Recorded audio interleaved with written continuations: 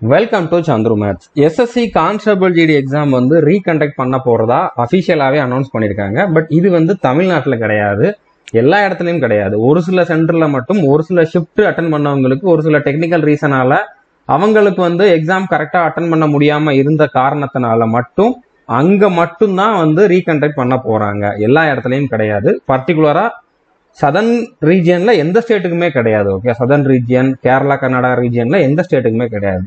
So உங்களுக்குலாம் ரீகண்டக்ட் பண்ண போறது இல்லை, அதனால யாரும் பேனிக் ஆக வேண்டாம். ஸோ இந்த நோட்டீஸ்ல என்ன கொடுத்துருந்தாங்க அப்படின்னு பார்க்கலாம்.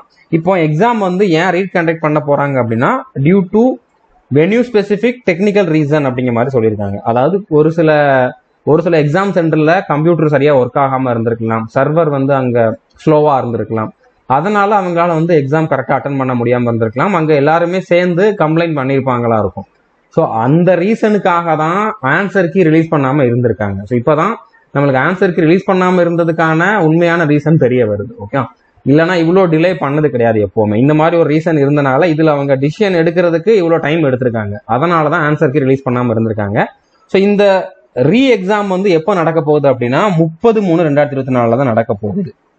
அப்போ ஆன்சருக்கு இதுக்கு முன்னால வரதுக்கு வாய்ப்பு இருக்கா அப்படின்னு கேட்டீங்கன்னா கண்டிப்பா வாய்ப்பு இல்லை.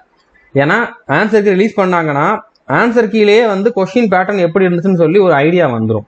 இன்னும் 10 நாள் டைம் இருக்குது. அப்போ அந்த 10 நாள்ல திருப்பி எழுத போறவங்க ஒரு குறிப்பிட்ட ஒரு 16,000 பேர்கிட்ட இருக்காங்க. ஸோ அவங்க எல்லாருக்குமே வந்து அது ஒரு அட்வான்டேஜா மாறிடும். அவங்க இன்னும் நல்ல மார்க் எடுக்கிறதுக்கு அந்த ஆன்சர் கீயே போதுமானதா இருக்கும். அதை மட்டும் அவங்க ஓரளவு ப்ராக்டிஸ் பண்ணிட்டு அதை அனலைஸ் பண்ணிட்டு போனாங்கனாலே அவங்க மட்டும் நல்ல மார்க் எடுத்துருவாங்க. ஆல்ரெடி அவங்க புவரா எழுதியிருந்தாலும் அவங்களுக்கு கிடைச்ச 2வது சான்ஸ்ல வந்து நல்ல மார்க் எடுக்கிறதுக்கு வாய்ப்பு இருக்கு. அப்போ மற்ற ஸ்டூடெண்ட்ஸ் வந்து இதை வந்து அக்செப்ட் பண்ண மாட்டாங்க. அதனால ஆன்சர் கீ வந்து கண்டிப்பா இந்த 30ஆம் தேதிக்கு அப்புறம் தான் வரும். அதாவது ஏப்ரல்ல தான் ஆன்சர் கீ வரும். ஓகே, 30ஆம் தேதிக்கு அப்புறம் ஒரு 4-5 நாளுக்குள்ள வரதுக்கான வாய்ப்பு இருக்குது. ஏப்ரல் 5ஆம் தேதிக்குள்ள ஆன்சர் கீ வரதுக்கான சான்சஸ் அதிகமா இருக்குது. ஓகே, இதுல எந்தெந்த சென்டர்ல வந்து ப்ராப்ளம் இருந்துச்சு, யாருக்கெல்லாம் வந்து எத்தனை பேருக்கு வந்து ரீகண்டக்ட் பண்ண போறோம் அப்படின்னு சொல்லியிருக்காங்க. இதுல சதர்ன் ரீஜியன் கிடையாது, கேகேஆர் ரீஜியனும் கிடையாது. ஓகே, ஸோ இதுல வந்து பாத்தீங்கன்னா சென்ட்ரல் ரீஜியன் ஃபர்ஸ்ட் இதுல கொடுத்துருக்காங்க. சென்ட்ரல் ரீஜியன் கான்பூர் சிட்டியில நடந்த இந்த எக்ஸாம் சென்டர்ல வந்து பாத்தீங்கன்னா இந்த டேட்ல 5/3/2024 செகண்ட் ஷிஃப்ட் எழுதுன 126 பேர் இவங்களுக்கு வந்து ரீகண்டக்ட் பண்ண போறாங்க. இந்த மாதிரி எந்தெந்த சென்டர்ல எந்த டேட்ல எந்த ஷிஃப்ட்ல எத்தனை பேருக்கு வந்து ரீகண்டக்ட் பண்ண போறோம் அப்படின்னு சொல்லியிருக்காங்க. ஸோ எல்லாருக்குமே வந்து 30ஆம் தேதி தான் வந்து ரீகண்டக்ட் பண்ண போறாங்க. ஒரே நாள்ல இந்த ரீ எக்ஸாமினேஷன் வந்து முடிஞ்சிடும். இதுல சதர்ன் ரீஜியனே கிடையாது. ஓகே, ஸோ டோட்டலா 16,185 பேருக்கு எக்ஸாம் வந்து ரீகண்டக்ட் பண்ண போறாங்க. இதுல ஒருத்தர் கூட தமிழ்நாடுக்காரங்க கிடையாது. ஒருவேளை தமிழ்நாடுக்காரங்க அங்க எழுதிருந்தீங்கன்னா இதுல கொடுத்துருக்கக்கூடிய ஏதாச்சும் சென்டர்ல எழுதிருக்கலாம். ஏன்னா நம்ம ஸ்டூடெண்ட்ஸ் வந்து வேற ஸ்டேட்ல ஒர்க் பண்றீங்க.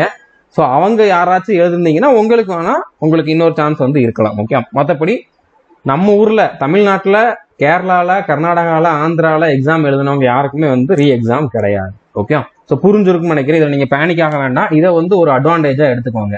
உங்களுக்கு இன்னும் எக்ஸ்ட்ரா ஒரு 10-15 நாள் கிடைச்சிருக்கு பிசிக்கலுக்கு ப்ராக்டிஸ் பண்றதுக்கு. ஆல்ரெடி ஒரு 10 நாள் கிட்ட உங்களுக்கு கிடைச்சிருச்சு, இன்னும் ஒரு 10 நாளுக்கு மேல கிடைக்க போகுது. ஸோ அப்ப இதை நீங்க வந்து யூஸ் பண்ணிக்கோங்க. நான் முன்னாலேயே சொன்னேன், நீங்க இப்போதைக்கு பிசிக்கல்ல மட்டும் கான்சென்ட்ரேட் பண்ணுங்க. ஆன்சர் கீ பற்றி நீங்க இப்ப யோசிக்க வேண்டாம். ஓரளவு நல்லா பண்ணிருக்கீங்கன்னு உங்களுக்கே தெரியும். இப்போ நல்லா பண்ணிருக்கீங்கன்னு உங்களுக்கு தெரிஞ்சிச்சு அப்படின்னா கண்டிப்பா நீங்க பிசிக்கலுக்கு ப்ராக்டிஸ் பண்ணுங்க. ஆல்ரெடி ப்ராக்டிஸ் பண்ண ஸ்டார்ட் பண்ணியிருந்தீங்கனாலே உங்களுக்கு தெரிஞ்சிருக்கும் இது எவ்வளவு டஃப் ஆனது அப்படின்னு சொல்லி. அந்த அளவுக்கு ஈஸி கிடையாது. உங்களுக்கு கிடைக்கக்கூடிய ஒவ்வொரு நாளும் உங்களுக்கான ஆப்பர்ச்சுனிட்டியா எடுத்துக்கிட்டு நீங்க பாசிட்டிவா இருங்க.